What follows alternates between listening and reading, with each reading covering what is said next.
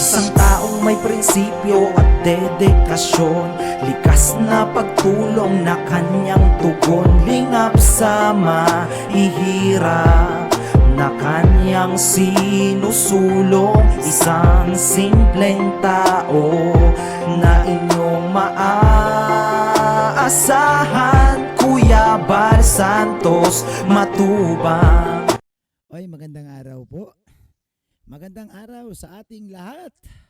Ay, palakpakan po muna natin yung ating mga supporters natin, yung mga nanonood, nanonood sa ating video. Shout out sa inyo. Yan. At siyempre, shout out din kay Kuya Bal, kay Ate Edna, kay Kalinga Prab, at siyempre kay Ate Mina, kay Reggie. Shout out sa inyong lahat.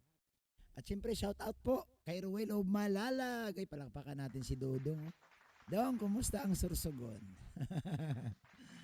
Kumusta Dong? Kumusta? Yan, si Richelle. Yan, kumusta kay Richelle? Alam ko, mukhang nabigla si Richelle, no? Nabigla siya sa kanyang live. At ito'y ayon sa kwento ng ating mga viewers. Pero sa araw na ito, mga kapatid, mga kalingap, yung ating pong re-reaksyonan, ito po yung pabahay ni Kuya Bal, no? Na ginanap kahapon yung ribbon cutting. Pabahay ni Kuya Bal kay Vanessa. Kasiyahan ang dala para sa kanya, Bal Santos Matubang, lahat tulungan, walang alinlangan. So si Kuya Bal po nakilala natin, no? Pagdating sa pabahay, ito talaga si Kuya Bal eh. Nakilala siya naging isang matulungin dahil sa pagpagawa ng mga bahay sa ating mga kababayang walang-wala. Yan, walang-wala, no? Katulad nito yung si Vanessa. So ito, mga kapatid, mga kalingap, diretso na tayo, no? Nandoon ako sa ribbon cutting. Talagang ito yung pabahay ni Kuya Bal na ang dami pong umiyak dahil po sa kwento ni Vanessa. At isa sa mga nagustuhan ko yung sinabi niya, no? Dito sa kanyang talumpati or sa kanyang pagsasalita, itong pinatawad niya ang ama at ina, no? Yung pinatawad niya yung kanyang ama at ina pagkatapos sa nangyari na iniwan sila. Iniwan po sila. Ito, mga kalingap, mga kapatid, kunting ano lang, kunting info lang, no? Siyempre nakikimarites din ako doon sa lugar nila, no? Ang nanay ni Vanessa may ibang pamilya na rin. Ang tatay ni Vanessa may ibang pamilya na rin. So talaga grabe ang ganitong sitwasyon, ano? Kasi imagine niyo, mga viewers, kayo din po, mag-comment kayo diyan kung ano po ang inyong opinion. Akalain mo ito, no? Iniwan silang apat na magkakapatid. Tapos yung kanyang nanay at ang kanyang tatay, nagkanya-kanya ng pamilya. Natiis nila na iwan itong apat na mga babae. Iwanan na walang kasama sa bahay. Pero yung nanay niya naghanap ng ibang pamilya. At ito naman yung tatay niya, naghanap din ng ibang pamilya. Di ba ang sakit, ano? Para bang naglalaro lang na walang kasiryo-seryo sa buhay. Apat yan, no? Apat na babae yan ang iiwan mo, no? Sa isang barong-barong. Ano kung anong mangyari dyan, no? At hindi biro ang ganitong sitwasyon, mga kapatid, mga kalingap. Kaya nga, alam nyo, nung na-vlog ito ni Kuya Bal, hindi talaga matiis ni Kuya Bal na hindi bigyan ng pansin itong si Vanessa. Pag iyong kailangan, iyong hinaing ay kanyang pakikinggan. Ang tanong ko nga sa kahapon doon sa ribbon cutting, pinagsalita tayo ni Kuya Bal. Sabi ko, paano kung walang Kuya Bal? Andyan ang barangay pero hindi kayang magpabahay. Paano kung walang Kuya Bal Santos Matubang? Paano na sila? Ito, mga kapatid, pakinggan natin ang salita ni Vanessa, no? Sa kanyang pagpapasalamat kay Kuya Bal. At siyempre, magpasalamat na rin sa lahat. Pakinggan natin to, mga kapatid, ang sinabi ni Vanessa dito po sa ribbon cutting. Magandang sa inyong lahat. Magandang gabi po sa premiere ni Kuya Bal. Magandang din, Vanessa. Kuya Bal, maraming salamat po. Way back, since iniwan po kami ni Mama tapos ni Papa, ang hirap po ng buhay. Sobra po.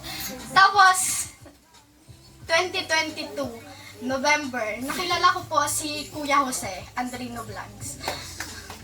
5 beses niya po kaming binalikan. Natulungan na din po ako ng Team Kalingap since 2022 po. Tapos, nawala po ako na nagtrabaho po ako. Kaya di na po natuloy. Pero, So isipin niyo po ha, sa ganong edad, minor de edad, nagtrabaho. No, nagtrabaho siya. Ibig sabihin dito, talagang hindi na sila naasikaso ng kanyang mga magulang, nanay niya at tatay niya. So, ang ginawa dito ni Vanessa, parang survival na lang. Wala naman tumutulong sa kanila. Mismong nanay niya at tatay niya. Iniwan din sila. Oh, di po ba? Grabe naman tong mga magulang nila, no? Talagang natiis, no? Na iwanan itong... Mabuti sana kung isa lang eh. Kahit ba naman isa, anak mo yan. Di dapat inasikaso yan, di ba? Dapat kung saan ang nanay, isinama ang anak. Ang hindi ko alam, bakit iniwan at naghanap ng ibang pamilya at nagkaanak pa? Hindi ka ba nakontento sa 4? Gusto mo talaga dagdagan pa? Tuloy natin, tuloy Vanessa. unexpected po na nakita po ako ni Dr. Love. Tinulungan niya po ako. Tapos, binagyan niya po ako ng pag-asa na kaya ko pa, na kahit ako lang, kaya ko, na madami naman po palang nagmamahal sa akin. Hindi lang po pala sa isang tao ako kailangan mahirapan. Kailangan ko pong magpakatatag para sa mga taong umaasa sa akin. Like, yung mga kapatid ko po, kailangan pa po nila ako. Hindi lang po pala ako yung nangangailangan sa sarili ko. Nagpapasalamat po ako sa mga barangay ko po, sa barangay Mangkamagong, kay Lolo July po. Maraming salamat po sa inyo, kay Lola Ping, kay Ate Lilibet, maraming salamat po sa inyo lahat. Kayo po ang saksi sa kalagayan namin simula nang iniwan ako ng pamilya ko. Ako po ang tumaguyod na nanay at tatay po ng mga kapatid ko na hanggang ngayon. Ayun, so ayan, bumigay na siya. Siya po ang nagtaguyod ng naging tatay na siya, naging nanay pa, no, sa mga kapatid niya. Alam niyo po mga kapatid, mga kalingap, mahirap ha. Mahirap maging nanay-tatay ka. Ganito ang sitwasyon, wala ka namang kakayahan pa. Dahil ikaw ay bata rin. So walang ibang gagawin si Vanessa dito, kundi magtrabaho. No? Maghanap buhay, maghanap ng paraan, makakakain sila. So ganito po ang nangyari. No? Ganito. Napakasakit ng napakasakit ng ganitong kalagay ni Vanessa na siguro hindi ko alam bakit no na natiis sila ng magulang nila na iwan. No, iwan sila. Pwede naman sanang samahan sila sa bahay nila. O kung maaari, kung nasaan ang tatay, di dalhin tong mga anak. Ano nangyari, no? Talagang tiniis na magulang. O tuloy natin Vanessa, tuloy. Ngayon po, kaya pa din po namin dahil po sa Team Kalingap, nakakaya po namin. Maraming salamat Kuya Bal, Ate Edna, na naging nanay at tatay ko po kayo nung... Yun ang pinakamaganda ng sinabi ni Vanessa. Salamat Kuya Bal, Ate Edna, at naging tatay at nanay ko kayo. Ayun nga sabi ko, papaano kung walang Kuya Bal? Walang Ate Edna? Diyos ko, kaya nga sa ribbon cutting kahapon, iyakan talaga. Sa sinabi ni Vanessa, isang batang musmus, isang batang wala pa sa tamang edad, papasaanin na ang 3 kapatid, no? Sa pag-asikaso. Tayo ngang matatanda na, pag walang ulam sa bahay, problemado ka na eh. What more, itong sila si Vanessa. Tuloy natin. Wala po si Mama. Tumira po ako sa lighthouse, na balik-balik po ako sa lighthouse. Nagpapasalamat po ako sa lahat ng Team Kalingap na nakakasama ko. Di ko na po kayo isa-isahin, kayo po nakapalibot sa akin. Sila na po ang naging kaibigan, pamilya, at naging pag-asa ko po para maging malakas. Wow. No? salamat talaga, no? Ako pasalamat talaga kay Kuya Bal. Kung wala po ang Kuya Bal, bibihira po ang ganito eh, no? Bibihira po ang ganito na tatanggapin ka sa pamamahay ng matubang, no? Hindi naman lingid sa kaalaman ng lahat, andyan sila si Piniel, andyan yung iba pa, senior, andyan din. Imagine ko kung walang Kuya Bal, saan sila, no? Anyway, may barangay tayo, pero kita nyo naman ang barangay. Nagpapasalamat din kay Kuya Bal kasi sabi nga nila, hindi na nila kayang tugunan ang isang pangailangan ng mga kapatid ni Vanessa, lalo na pagdating sa bahay. Nandyan din po yung magulang ko. Salamat pa din po na yung nag-stay po ako sa lighthouse, nasa kanya po. 3 kong mga kapatid, dinabayan niya naman po nung wala ako. Nagpapasalamat pa din po ako. Sabi ko nga po sa kada vlog sa akin, nung mga nagpapayo po ako, nung sumasama na po ako kay Kuya Bal sa Gumaka at sa Sorsogon. Kahit anong iwan sa'yo ng pamilya mo, nanay at nanay mo pa rin yan. Ano man ang ginawa sa inyo, iniwan ka man, nanay. Kakaiba siya, no? Alam nyo, ito ha mga viewers, comment kayo kung tama ako. Kung ibang bata lang ito, ganitong ginawa nila na iniwan sila, magre-rebel din ang iba nito, hindi ka nakikilala ng nanay. Di ba? Kasi iniwan mo na sila eh. Pero itong si Vanessa, in-acknowledge niya pa rin, no? Tuloy natin. Sa ama ko naman po na sabi ko nga po, tinanggi ako. Kaya ako muntik mawala ng pag-asa. Ito ang masakit sa lahat, yung itinanggi siya. Ibig sabihin, itinanggi siyang bilang isang anak. Tatay pa rin po kita. Nako, tay, saan ka man? Huwag naman gano'n, no? Huwag mo itanggi. Dahil ba sa kahirapan, itinanggi mo na anak mo sila. Hindi man yan lalabas kung di dahil sa inyo. Di po ba? O kayo mga viewers, ano ang opinion ninyo? Hindi ako tatayo ng ganito, may respeto sa inyo. Kung wala po, nang dahil po yun sa inyo, kaya maraming salamat po. Sa mga nagtatayo po na tita, tito ko, kay brother, kay Kuya Agul, kay Kuya Kens, kuya ko po.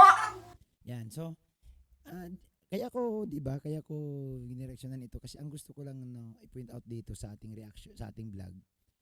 Si Vanessa sa kabila ng lahat na pinabayaan man talaga sila, no? Pinabayaan talaga sila kasi kung di ba naman pinabayaan bakit wala yung magulang nila sa bahay nila? Ibig sabihin pinabayaan. Kaya nga na-discover ng Team Kalingap, kaya nga lumapit siya sa Team Kalingap. Kasi kung andyan ang magulang, hindi man to lalapit sa Team Kalingap. O, di po ba? So, napabayaan. No? Aminin na natin napabayaan. O, ang mga magulang ni Vanessa, ha? Huwag po tayong sumama ang loob. Kung tayo po'y na-real talk na pinabayaan nyo talaga itong 4 ninyong anak. Pero sa kabila ng lahat, itong si Vanessa po, nagpapasalamat pa rin dahil sa kanyang mga magulang. Sa kabila ng lahat na dumanas ng paghihirap. Alam niyo po ba sa kwento ni Vanessa, muntik na siya. Muntik na siyang nawala ng pag-asa. Muntik na siyang tapusin ang kanyang buhay dahil sa problema. Problema talaga. Isipin mo, mawala ang nanay mo, mawala ang tatay mo, so ikaw ngayon ang naiwan, mag-asikaso sa mga kapatid mo. Mabigat na responsibilidad ang iniwan ninyo kay Vanessa. Oh. Wag kayong ito akin lang, wag kayong tumira diyan sa bahay ha. Isusumbong ko kayo kay Kuya Bal.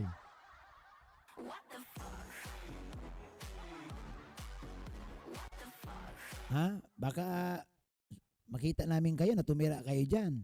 Dahil nga may bahay na, wag. Dadaan-daan ako diyan. Babantayan ko kayo. Oo, wag ganun. Alam mo, ang hirap ng pinagdaanan, ang trauma na kay Vanessa hindi pa mawala-wala. Trauma yan. Dumaranas silang walang makain eh. Dumaranas silang walang baon sa school eh. Tapos kayo, hayahay kayo. Ha? Di ba? Kasi alam mo, bilib sana ako sa magulang kung hindi iniwan ito. Kahit gaano kahirap ang buhay. Iniwan nyo eh. Paano ako bibilib? Ha? So ito po mga kapatid, mga kalingap ha. I-share po natin ang video ito. Napakagandang ito. Magandang message ito ni Vanessa no na nagpakatatag siya alang-alang sa kanyang mga kapatid. Hindi niya nagawang tapusin ang kanyang buhay, pero muntik na raw. So, magandang halimbawa ito, no, na nakatayo silang apat kahit na dumanas na paghihirap sa material na bagay, wala silang pagkain, wala silang bahay na maayos, wala silang taong masandalan at wala yung pagmamahal ng isang magulang. Pero nandyan, natagpuan ng Team Kalingap. So maraming salamat kay Kuya Bal, kay Ate Edna, kay Kalingap Rap. Thank you so much sa inyong lahat, mga kapatid, mga Kalingap. Yan po ang ating reaction sa araw na ito. God bless at isang mapagpalang hapon sa ating lahat.